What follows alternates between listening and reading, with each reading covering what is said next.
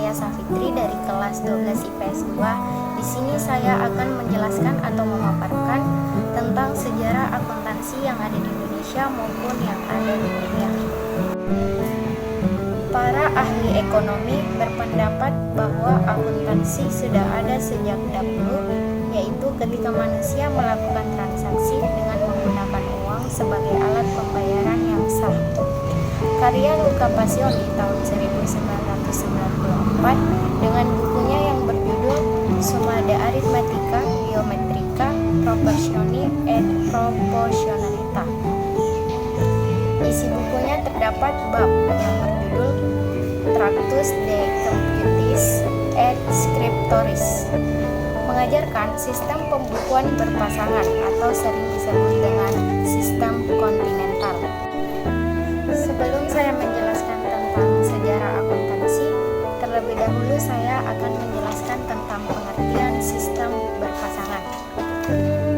Sistem berpasangan adalah sistem pencatatan semua transaksi ke dalam dua bagian, yaitu debit dan kredit.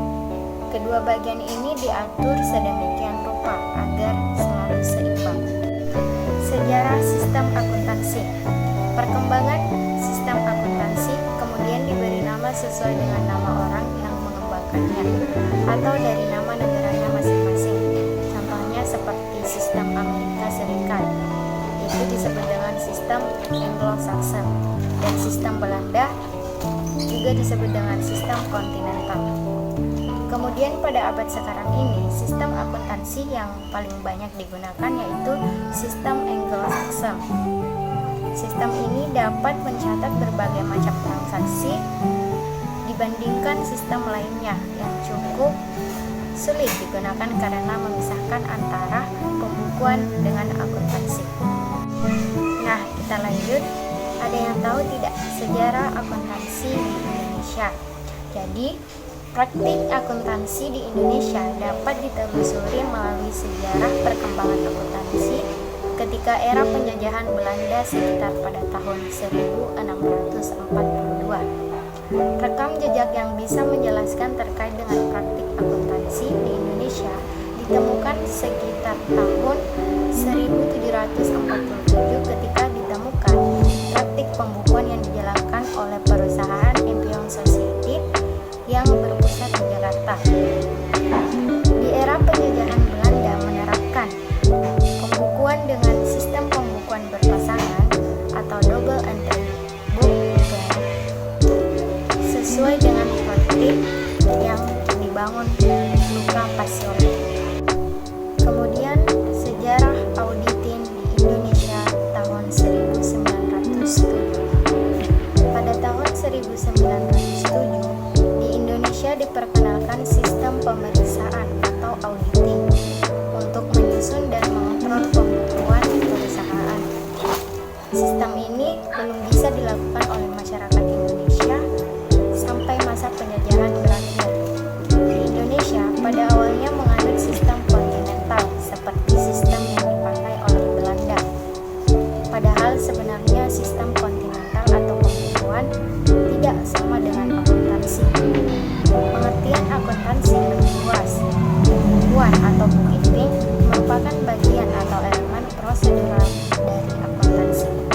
Jadi kita harus tahu perbedaan antara pembukuan dan akuntansi. Jadi kalau pembukuan adalah aktivitas proses akuntansi meliputi pencatatan, pengelompokan, serta kegiatan lain yang bertujuan untuk menghasilkan informasi akuntansi yang berdasar pada data. Sedangkan akuntansi merupakan aktivitas analisa dan interpretasi berdasarkan pada data informasi akuntansi. Jadi, bisa kita simpulkan bahwa Indonesia sebelumnya memakai sistem kontinental karena Indonesia pernah dijajah oleh Belanda. Tetapi sekarang Indonesia sudah memakai sistem Anglo-Saxon.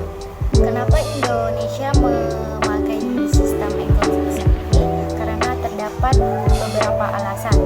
Itu alasannya yang pertama, peristiwa konfrontasi Irian Barat pada tahun 1957 yang menyebabkan seluruh pelajar Indonesia di Belanda